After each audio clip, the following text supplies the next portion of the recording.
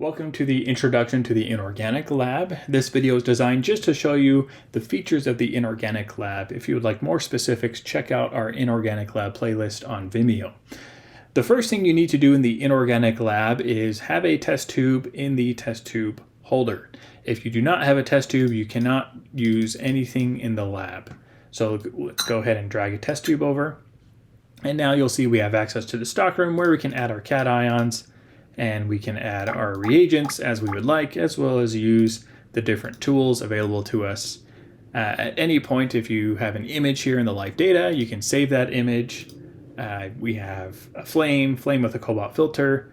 We can, like I said, centrifuge and decant our solution. We can divide the solution if you would like to create a duplicate.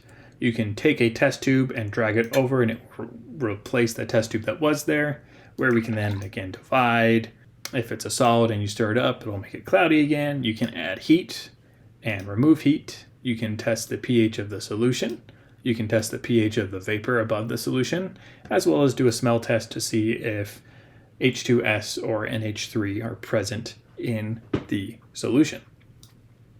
You'll notice there's a link here to the lab book, which will open up your lab book in the system tray, as well as you can access presets and create practice unknowns or assigned unknowns.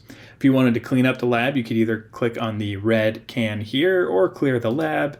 They do the same thing. And again, remember, in order to do anything in the inorganic lab, you need to drag a test tube over to the test tube holder.